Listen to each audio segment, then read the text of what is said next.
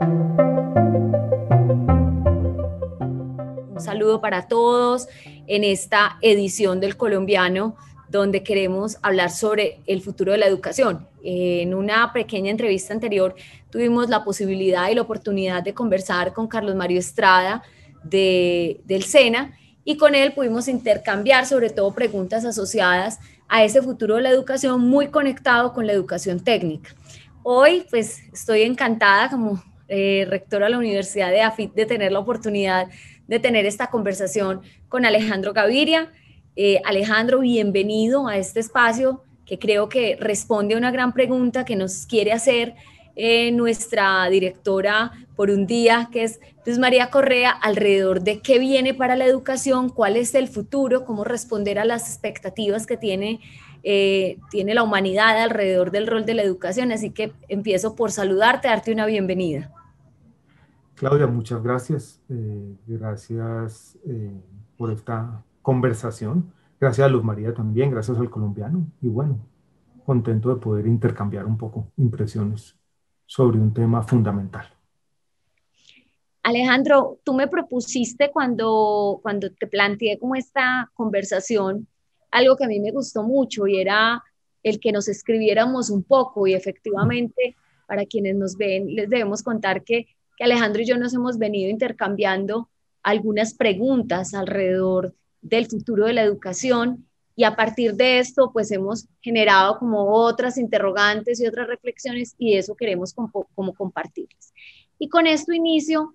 Yo te planteaba como una pregunta en mi diálogo donde te decía, la educación es una conversación larga, y en esas conversaciones largas pues nos damos la oportunidad como de aprender. Y al respecto te planteaba que recientemente un joven se me había acercado a propósito de mi llegada a la rectoría en la universidad, y me decía un poco que se sentía que estaba aprendiendo de la misma manera que lo habían hecho sus papás, y que sentía que el mundo cambió, que todo cambia, pero que la educación no había cambiado, y que habría que, cómo empezar a dar pasos para evolucionar en la educación. Y ahí yo te planteaba la pregunta, bueno, ¿qué podríamos hacer? ¿Qué tendría que pasar en la educación superior para darle respuesta a esa inquietud que tiene este joven alrededor de que seguimos siendo o haciendo lo mismo? ¿Tú qué piensas al respecto? Sí, Claudia, primero hablo un poquito de esa conversación que tuvimos y tratamos un poco de revivir algo que ya no se usa, y es cierto diálogo epistolar que da tiempo un poco para la reflexión y tiene una forma distinta. El fondo tal vez sigue siendo igual, pero hay algo que se ha perdido en esa forma epistolar que me parece interesante. Solo ese comentario. Me parece muy interesante ese comentario que te hizo un estudiante. Como te decía hace un rato, estudiantes en la Universidad de los Andes hacen preguntas similares. Yo veo cierta impaciencia, impaciencia que entiendo bien. Yo te cuento una anécdota. Yo estudié ingeniería civil en Medellín, en la Escuela de Ingeniería de Antioquia. No era muy buen ingeniero, pero me gustaba mucho programar computadores y aprendí a programar en BASIC, en Fortran 77, en lo que era en su momento Pascal, que creo que hoy se llama Delphi, en este lenguaje C++. Por 20 años pude utilizar ese conocimiento. Incluso cuando estaba haciendo mi doctorado, me ganaba una plática extra para poder comprar un almuerzo o alguna cosa así, programando todavía. Hoy en día eso no va a pasar con muchos estudiantes. Yo creo que el capital humano se evalúa mucho más rápido. Y eso yo creo que lleva a los estudiantes a decir, bueno, yo tengo que aprender algo aquí, irme al mercado de trabajo, ir volviendo, o sea, una concepción distinta de la educación. Detrás de esa pregunta hay también una especie como de pragmatismo también. Prepárenos para el mercado de trabajo, el mundo va a ser distinto. El tipo de profesiones y ocupaciones están cambiando. Esa dinámica del mercado del trabajo se está transformando muy rápidamente y las universidades no están respondiendo a eso. Yo eso lo entiendo perfectamente. Y yo diría tres cosas que yo quiero de manera general plantear.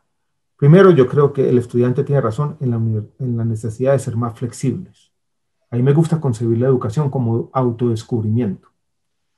Yo creo que los estudiantes eh, tienen que tener la posibilidad de no solamente descubrir sus preferencias y talentos, sino ir armando su currículo de manera individual. no todos son iguales. Yo creo que en eso tenemos que cambiar.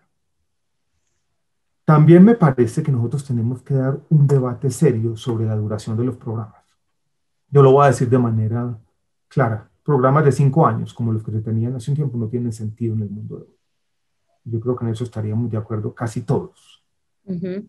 Segundo, eh, me parece en todo caso importante, respondiéndole a ese estudiante o a un estudiante hipotético, de decir, la educación universitaria no solamente debe centrarse en esos conocimientos prácticos, no solamente es una preparación para el trabajo, no solamente tiene que intuirse o verse como la acumulación de capital humano, sino como algo más.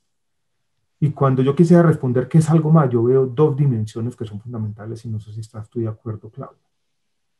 La primera es la dimensión esa dimensión de la educación general, de las humanidades, del conocimiento básico. Más allá de la preparación para el trabajo, yo creo que las universidades tienen que tratar de inculcar en sus estudiantes esa reflexión permanente, ese ideal de la vida consciente que nos viene de los clásicos, yo creo que es fundamental. La vida es una búsqueda de sentido también y yo creo que las universidades deben promover eso, esa reflexión incluso sobre el papel de sus profesiones en la sociedad. Yo creo que eso es importante. Y lo tercero, y esto va a sonar un poco utópico, yo creo que es muy importante hoy una educación también para la democracia, una educación en las virtudes republicanas, que los estudiantes se preocupen por su comunidad, por el papel que pueden jugar en el país, por la necesidad de que ellos mismos inculquen la tolerancia y el respeto en los ámbitos que estén. El tema de la ética, yo creo que es importante. Entonces yo le diría a ese estudiante, como te dije hace unos días, entendemos, vamos a ser más flexibles, tenemos que prepararnos o prepararlos y prepararnos nosotros también para un mundo cambiante. Pero aprovechemos la educación universitaria también como un espacio de reflexión. Y traía a cuento una frase que leí hace un tiempo, ya olvidé dónde. Creo que Gabriel García Márquez decía que lo que uno memoriza es de uno y no tiene que citar el autor, sino que ya lo hace propio. Y esta la memoricé y no me acuerdo de dónde, que decía, Esos las son los... universidades en todo caso deben, o son esos lugares donde los jóvenes tienen la oportunidad de reflexionar antes de que la vida o el mercado de trabajo o lo que fuere se los devore. Entonces pedir un poco de paciencia también, de espacio de reflexión, de introspección. Yo Te creo que diré también quién es fue. importante. Hannah Arendt. Hannah Ah, Arendt en la condición humana plantea eso, que cómo no ofrecerle a los jóvenes las posibilidades para que efectivamente la sociedad y el mundo no se los coma vivos. exacto. Y si no es ahora, ¿cuándo? Entonces, ya después empiezan las angustias, empieza el mercado de trabajo, ya formar una familia, todo lo que tiene la vida, lo interesante también. Pero yo creo que es un momento donde se tiene que dar esa reflexión. Y yo creo que los dos estamos de acuerdo en que la educación liberal, que en el fondo celebra el conocimiento como un fin en sí mismo, la reflexión como un fin en sí mismo, es importante también. Y yo creo que nuestras instituciones, nuestra visión del mundo, reivindica o quiere reivindicar ese tipo de educación también. En ese ámbito te preguntaría algo y es, ¿qué tendríamos nosotros un poco que acelerar?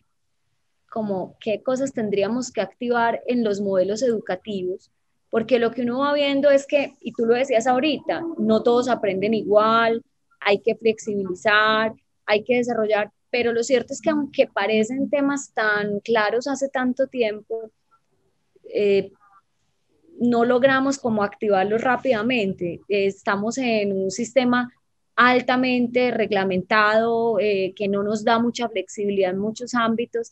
Es como lograr verdaderamente como acelerar qué tendría que pasar en el futuro de la educación, en esa transformación actual, para que se acelere un poquito la transformación de los modelos educativos y las formas de aprendizaje y las cosas que tenemos que hacer. Tú mencionas un tema, Claudia, que yo mencionaría de primero y es cuando hablamos de flexibilización curricular al interior de las universidades. Yo creo que tenemos que hablar entre todos también de flexibilización regulatoria. Uh -huh. El tema regulatorio es muy complejo, los registros calificados, crear nuevos programas. cuando uno trata, por ejemplo, en Colombia, si alguien quisiera tener un programa de educación liberal, como lo tienen los Estados Unidos, en muchos países de Europa, no se podría hacer, porque la primera pregunta sería, bueno, ¿cuál es el título? ¿Están formando qué? ¿Ingenieros? ¿O están formando economistas, abogados, administradores? ¿Qué? Entonces yo creo que es importante llamar la atención al Ministerio de Educación, que es la entidad que regula la educación superior, ese mismo tipo de flexibilidad. Ese es uno. El otro es que las universidades tenemos que ser un poco menos aversas al cambio. Creo que era Moisés Naim, yo le leí una columna rápido por allá, hace 6 o 7 meses. Una crítica, incluso una crítica dura, feroz casi, a la educación superior, que decía las universidades viven diciendo cómo se debe cambiar el mundo, pero son incapaces de cambiar ellas internamente. Y yo creo que ese es un llamado que tenemos que hacer nosotros como rectores a nuestros profesores a esa flexibilidad curricular. Sí, La eso es. inteligencia artificial está cambiando muchas profesiones, esos currículos son anticuados, sin duda. Tienen que incorporarse todas las nuevas tecnologías y el nuevo mundo. Las universidades tienen también esa idea de que son guardianas de una tradición, de que no tienen que moverse a la misma velocidad del mundo, pero quedarse muy rezagadas es complejo también. Entonces yo creo que nosotros tenemos que de alguna manera transmitir esa visión al interior de nuestras instituciones, de que tenemos que cambiar también, de que tenemos que adaptarnos. Volviendo a nuestro estudiante, no sé si es hipotético o real. No, Es, ojalá, no, la verdad fue que con mi llegada en serio me escribió y en un tweet que yo les decía sobre el regreso a la universidad, y él me escribe y me dice, maravilloso volver a la universidad, pero a la de siempre, a la de antes no. Entonces por eso te lo puse, porque justo cuando nos pusieron esta tarea de educación superior, aparece ese mensaje, yo dije, aquí está la pregunta. tiene toda la razón porque el mundo del trabajo no es el mismo de nuestros padres, pero de pronto en la universidad sí se parece mucho. Yo creo que muchas dimensiones. Ahora, hay profesores sobre todo que están cambiando, no todos. Eh, entonces yo creo que tenemos que sacudir un poco al interior de las universidades. Yo no sé, Claudia, si tú leíste esta novela, incluso tiene una historia interesante que se llama Stoner, que es sobre un profesor universitario. No, Es no, una no. novela que estudió un novelista no muy famoso, John Williams, sobre un profesor en una universidad mediana por allá en el centro de los Estados Unidos. Y es una novela que tiene una historia muy interesante porque es una novela que se escribió y nadie la leyó en su momento. O sea, no causó ningún tipo de interés. Después, 20, 25 años después, fue traducida al francés. A alguien le gustó y fue un hit Un éxito. en un lenguaje que no era el suyo y ya se volvió una especie de bestseller global. Y es una novela sobre la vida universitaria y sus pausas y sus debates eternos. Y hay un personaje que de manera un poco cínica dice lo siguiente: las universidades se están convirtiendo, o son, o han sido, ya no recuerdo bien, conventos donde quienes no se adaptan muy bien al mundo llegan a refugiarse. Yo dije, en eso en parte tiene razón. Entonces, como decíamos un poco en nuestra conversación epistolar de hace unos días, tenemos que conectarnos un poquito más. Entonces, tenemos que pedir flexibilidad regulatoria, pero nosotros tenemos que cambiar. Yo creo que eso es fundamental. Y el cambio Mira, comienza, eso es lo que he querido decir, por los profesores. Yo creo que es muy importante. pero me encanta eso que me traes de la literatura, porque eh, yo no sé si has tenido la oportunidad de leerte a Mario Vargas Llosa cuando hace el elogio a la educación y hace una defensa de la literatura en la educación, una cosa muy linda. Y te quiero traer el tema porque, pues, primero, tú has encontrado en el escribir una proximidad inmensa al ejercicio de la divulgación del conocimiento y adicionalmente como del de lo humano acercándonos a la vida de la universidad. Y me conecto mucho cuando te leí alrededor de una pregunta que yo te hacía sobre el humanismo y la técnica. Y un poco te preguntaba cómo conciliar ese escenario y hacías una reflexión preciosa alrededor de la necesidad eh, apremiante del humanismo en la educación. Y traje inmediatamente a Vargas Llosa, de hecho te cité un poquito atrás, eh, en la conversación una parte que él cita a Borges, hablando de que había cosas que no se tenían que justificar por sí mismas. Y ahí es como el aporte de lo que la literatura tendría que entregarle al mundo de la educación. Me gustaría que me respondieras un poco, me reaccionaras a ese trabajo de cómo despertar el humanismo. Sabemos que es importante, todos reclamamos ese espacio, pero cómo activar el humanismo en nuestras universidades profundamente. Yo creo, Claudia, que tiene que ser más o menos transversal, debería estar más o menos en todas partes. O sea, nosotros generalmente en las universidades lo que hacemos es que tenemos unos cursos de los programas y el humanismo son unos cursos básicos por Los allá. rellenos. Y rellenos, exacto, todo el mundo lo mira como un relleno. Y en esos rellenos la gente dice, bueno, esta es la oportunidad para subir el promedio, o es la oportunidad para conocer a alguien de otras carreras. Y yo creo que lo que se necesita, primero, es un poquito de emoción también por parte de los profesores y contar nuestras historias y ver cómo el humanismo, la reflexión sobre lo que somos, sobre nuestro tránsito efímero por este planeta, yo creo que es importante para vivir, ¿no? Yo te decía en la respuesta lo siguiente: si uno pudiera transmitirle una idea como esta a los estudiantes, piensa en el momento que estamos viviendo como humanidad, un momento complejo, con una crisis climática que nos acecha, existencial la llaman algunos, con ese aumento de las desigualdades. Tenemos que ser conscientes, Claudia, de lo que está pasando en el mundo en este momento. Hay países desarrollados que tienen 7 veces las vacunas que necesitan. Hay otros donde la vacuna no va a llegar. Decía el director de la Organización Mundial de la Salud que eso es un fracaso moral, y sin duda es un fracaso moral. ¿Cómo esa reflexión, que es humana, de lo que somos como comunidad global, no va a estar en las universidades? Allí tiene que estar. La misma inteligencia artificial que está cambiando todas las profesiones. ¿Qué es ser abogado hoy en día? ¿O qué va a ser en 10 o 15 años? Cuando vamos a tener seguramente robots entrenados para hacer el 90% de los trabajos que hoy hacen muchos abogados. Esos desafíos necesitan una reflexión humanística, necesariamente. No puede ser simplemente la técnica, no puede ser aprender Excel y aprender el último lenguaje de programación. No puede solamente aprender las técnicas jurídicas. Tiene que haber en nuestras universidades, en todos los ámbitos, una reflexión sobre eso. Y si uno logra transmitir eso, esa relevancia, y logra transmitir que en el fondo esa reflexión los va a preparar a ellos mejor.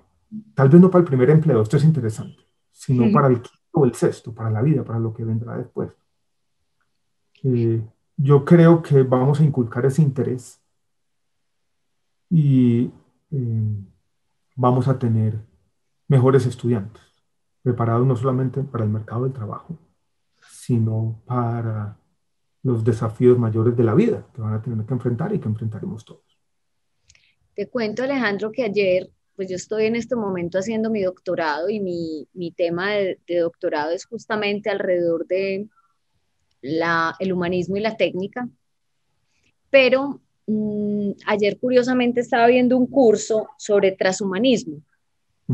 Y desde la lógica de la filosofía y la técnica, como el transhumanismo estaba conduciendo al tema de la búsqueda de la inmortalidad. Y me hizo pensar mucho en ti, que en algún texto que alguna vez, o tal vez una entrevista en la que se hablaba de la eutanasia y el derecho al buen vivir, al buen morir, pero una cosa que tú hacías, una reflexión que me parece valiosísima, y es ese afán de la inmortalidad o ese no morir que es tan natural en los hombres o en los seres humanos. Te pregunto un poco cómo lograr que la educación del futuro nos ayude a vivir los retos como ese del transhumanismo, como ese de pasar los límites propios de la técnica, en principio en función del ser humano, pero también un poco en contra de la sostenibilidad del mismo. Ese tema del transhumanismo, a mí me gusta como la ciencia ficción, siempre me ha llamado la atención, ¿no? Claudia, la vida es extraña, ¿no? Acaba de pasar una coincidencia un poco rara. Tú me preguntas sobre el transhumanismo y yo, cuando iba a empezar la entrevista, dejé aquí abierto este librito, el último que escribí, en una página cualquiera. Y era la página donde hablo del transhumanismo. Aquí estaba. Estaba abierta ahí, muy raro esta cosa. Bueno, a veces conexiones de la vida. Decía lo siguiente, y algunos inventores de estos tiempos han propuesto una salida tecnológica a nuestra transitoriedad. Uno podría, sugieren, descorporizar la conciencia humana, subirla a algún computador de memoria infinita para luego implantarla en otro ser humano o en un robot indestructible.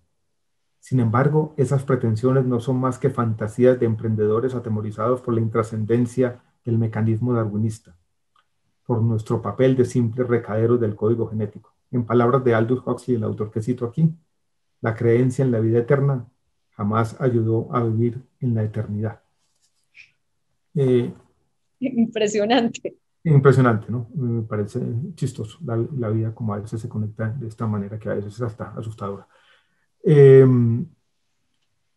Yo creo que esa conexión entre técnica, ciencia y humanidad es fundamental en este momento.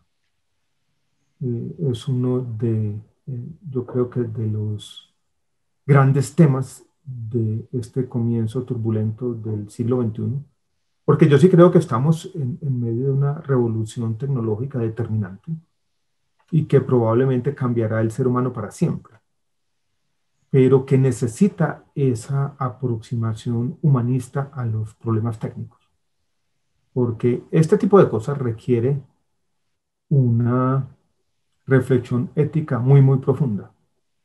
No solamente esta parte de la tecnología, pensemos en esta tecnología de edición genética que cada día se refina más, esto del CRISPR.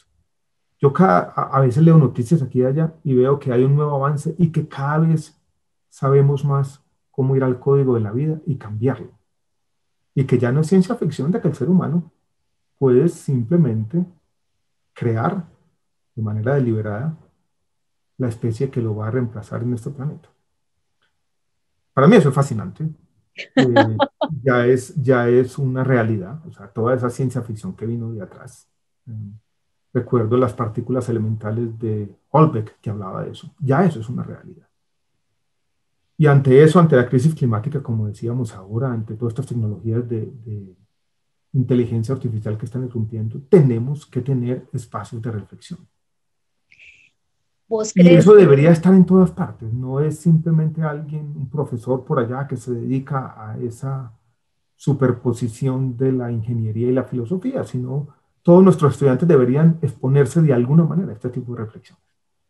Y yo lo que quisiera es que los profesores logren transmitir que sea lo que fuere. Estamos viviendo un momento determinante, inquietante, pero tal vez emocionante en la historia de la humanidad. Termino con esto y tal vez he hablado más de la cuenta.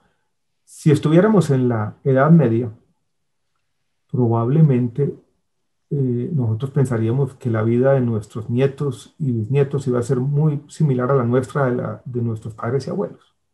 Ya sabemos que no. Por eso tal vez morirse hoy es un poco más duro, porque uno dice, madre, yo no me quiero perder lo que va a pasar en el mundo, esto está interesante, ¿cómo va a terminar esta película? Y a mí me pasa lo contrario, que yo digo como, uy, no, yo como miedo. que en el momento en el que me inserten algo en el ojo Sí, y yo digo, yo creo que yo sería de la contracultura, de tú los que serías de la ir a contracultura. la...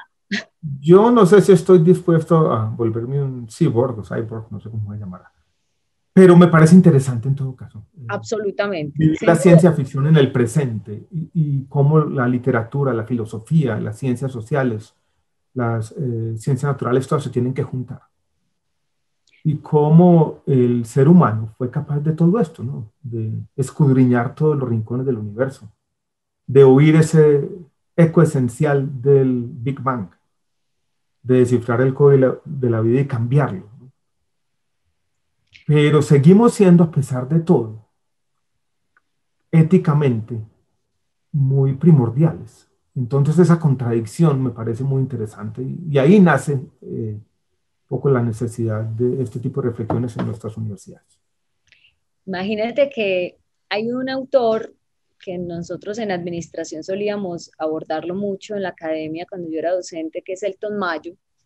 Elton Mayo hizo un texto alrededor, después de la Segunda Guerra Mundial, hablando sobre la disparidad que había entre el saber científico y la civilización, por decirlo de alguna manera, y lo humano. Y decía que esa brecha se había acrecentado tanto y era que entre más nos especializábamos en lo tecnológico, en la ciencia, en esto, menos éramos capaces de equiparar nuestra reflexión humana a ese crecimiento. Y ahora sí que ve uno como esa brecha, porque cuando uno se hace preguntas como el transhumanismo o este tipo de cosas, la reflexión ética se vuelve de un tamaño gigante. ¿Crees que la universidad como institución en ese contexto va a ser más útil o va a perder completamente vigencia? Porque hay muchas personas que hoy tienen y dicen, mire, las universidades van a desaparecer porque no son suficientemente rápidas para reaccionar a los cambios, mientras cada vez se flexibiliza más el conocimiento porque las universidades con toda esa eh, regulatoria y todo ese ejercicio van más lentos, van detrás de los avances de la sociedad. ¿Vos crees que va a haber un momento de reivindicación de la universidad o va a haber un momento donde, así como muchos lo plantean, la educación se va a flexibilizar de tal tamaño que las universidades como las conocemos no van a existir? Podemos ser desbordados por las circunstancias, pero yo creo que sí van a existir, Claudia, con cambios, con transformaciones, pero yo creo que esta doble condición ha estado presente en nuestra conversación, de que en todo caso las universidades sabemos, y los hemos hecho mucho tiempo, transmitir conocimientos. Es un lugar donde se da esa transmisión de conocimientos de manera colectiva, en espacios donde se permite el autodescubrimiento, pero al mismo tiempo es una universidad que tiene esa conciencia prereflexiva de la sociedad, que no solamente transmite conocimiento, sino que reflexiona sobre lo que está ocurriendo. Esa superposición de esas dos cosas yo creo que es muy importante. Y no veo a nadie distinto a las universidades. Yo creo que tuviste la noticia por allá en noviembre del año pasado de que Google iba a empezar a meterse en el tema de la educación superior. Probablemente para transmitir ciertos tipos de conocimientos específicos, puntuales, concretos, van a reemplazar a las universidades. Pero no del todo. Yo creo que una analogía que no podría hacer, no sé si será la más adecuada, el libro electrónico. Para ciertas cosas está ahí. Tú y yo que somos lectores, pues, de pronto tenemos libros electrónicos también, pero los otros siguen.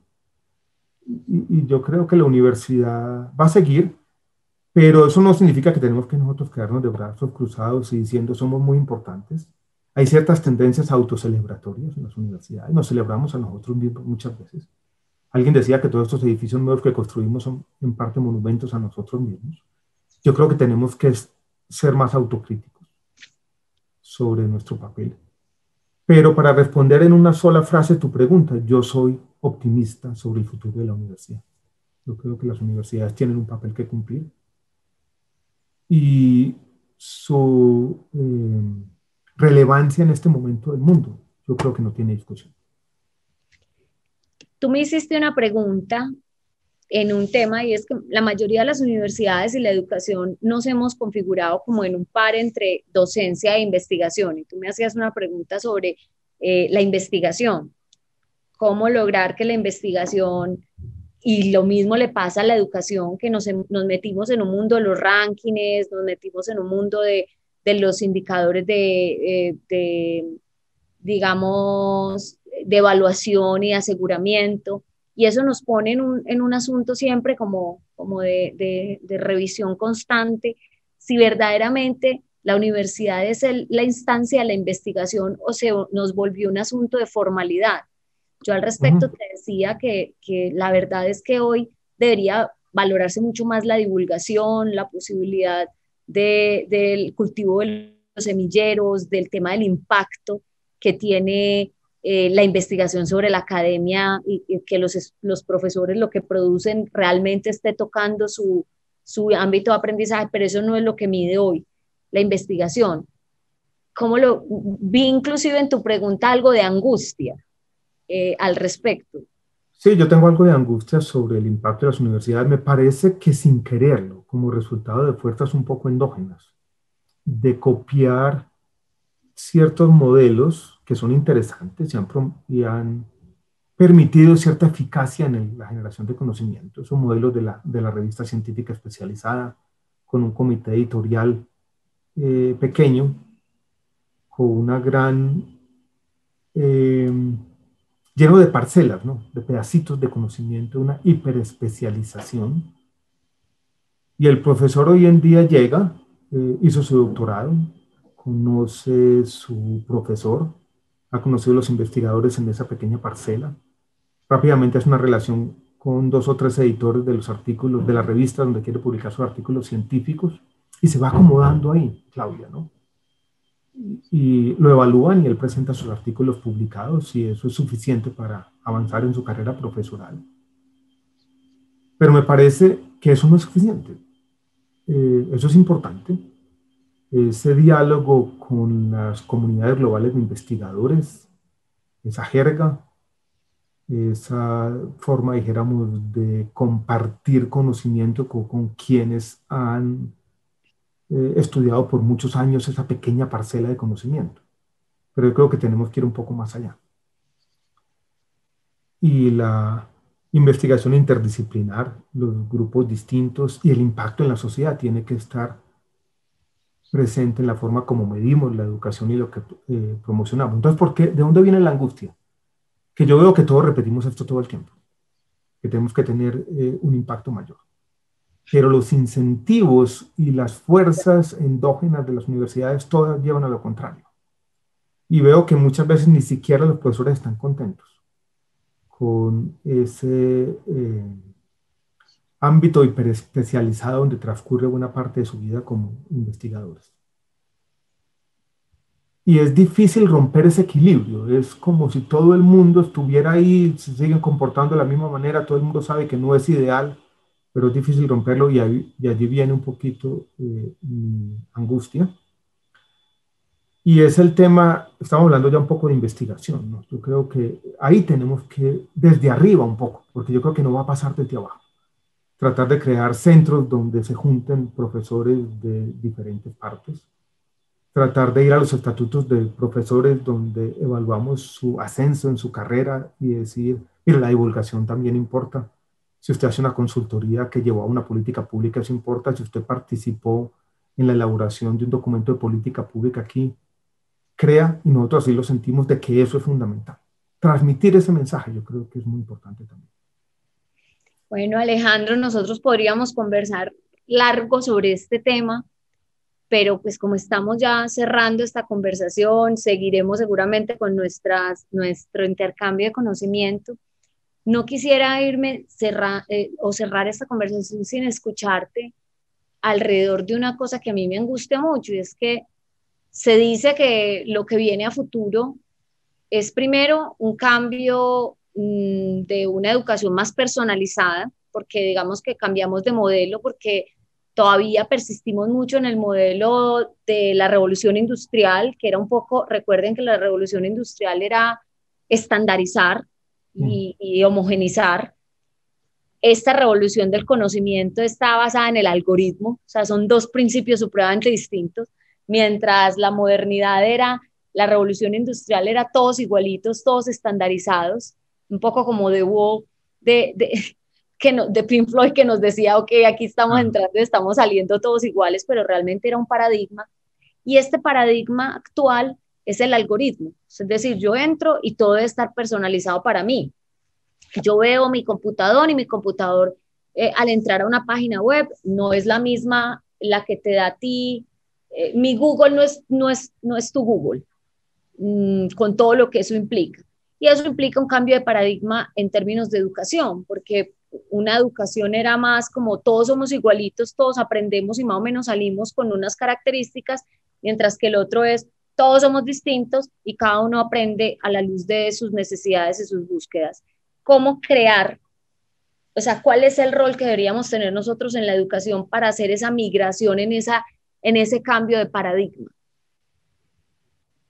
No lo había pensado así, Claudio, y tienes razón, ¿no? El algoritmo personaliza muchos aspectos de nuestra vida, para bien en algunos, para mal en otros. Yo leí esa frase de Yuval Harari hace unos días, meses más bien, de que los seres humanos somos animales hackeables. Y esos algoritmos han sido capaces de hackearnos un poquito y anticipan nuestras preferencias. Y también hay que rebelarse un poco contra eso, ¿no? Total. Yo más que temas personalizados, volvería a una parte que ya habíamos mencionado, y es el tema de la flexibilidad y sobre todo del autodescubrimiento. sea, decirle al estudiante, mire, usted aquí va a tener un ámbito donde nosotros vamos a aceptar de antemano de que todos son diferentes y le vamos a permitir que usted vaya descubriendo cuáles son esas preferencias, talentos, habilidades, y usted va a ir transformándose paulatinamente a medida que vaya transcurriendo su programa. Yo creo que eso esa primera parte de la conversación de la flexibilidad es importante. Y viene otro elemento, Claudia, que no hemos tocado, que me parece fundamental, y es ese otro papel de las universidades en la educación para toda la vida. Yo creo que con esto podemos cerrar porque es interesante y quiero plantearlo casi como una paradoja.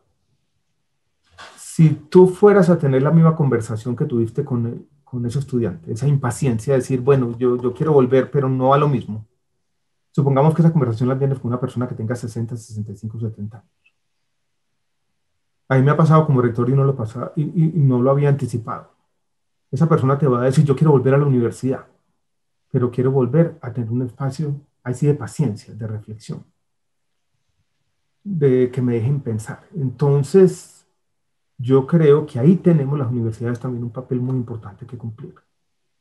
Y es no solamente los jóvenes, que esto es un espacio para todos, un espacio de reflexión para la sociedad. Y ese lugar común de la educación para toda la vida tenemos que encontrar formas de materializarlo. Qué bonito sería tener en las clases personas de todas las edades, ¿no? Y que allí el estudiante de administración interactúe con la persona de 65, 70 años ya jubilada que ya pasó por todo. Yo creo que ahí hay otra gran oportunidad, una oportunidad que tenemos y donde la universidad va a ser distinta. En 10 o 15 años quizás esas universidades van a ser sitios donde hay un espacio de reflexión para todos, incluidos todos los grupos etarios, todos los grupos sociales, todas las visiones del mundo, como en los espacios diversos de la sociedad. Y sabes que me parece muy bonito y quisiera, de esta conversa contigo, me queda algo y es, nosotros venimos del paradigma de la universidad que separaba docencia, investigación, extensión. Claro. Y de un momento a otro, lo que parece ser de esta conversación que hemos tenido es que cada vez las líneas son más tenues entre esos tres ámbitos, que ya no es que se trate de una universidad que atiende esos ámbitos, sino que es una universidad que construye en ellos, porque ya, ¿qué es extensión? Eso que llamábamos nosotros educación continua, extensión. Educación continua, extensión, lo que estaba ya así. Hoy nos está pasando en la Universidad de los Andes que algunos de esos cursos de extensión, que son los mismos cursos de pregrado, que lo están viendo gente de otras edades, está empezando a dar ese diálogo, pero muy incipiente todavía. Pero tiene razón, yo creo, y es una invitación para los estudiantes, por ejemplo, en el tema de investigación. Desde tercero o cuarto semestre, póngase en investigar. Investigar no es otra cosa que pensar sistemáticamente. Que del lado o de la mano de un profesor que tiene un poco más experiencia se pongan a, de alguna manera, entre los dos, escudriñar el mundo y que esa curiosidad por el mundo, que es tal vez el aspecto más interesante de la investigación, crezca desde los primeros semestres. Yo creo que ese es un tema fundamental. Bueno, Alejandro, nos despedimos. Solo quisiera hacerte una última pregunta. Es una palabra. ¿En qué palabra recogerías tú la educación del futuro? ¿Qué palabra elegirías? En nuestro diálogo epistolar yo había dicho que si yo quisiera resumir en una palabra o en una frase, los grandes desafíos, yo diría conectarse.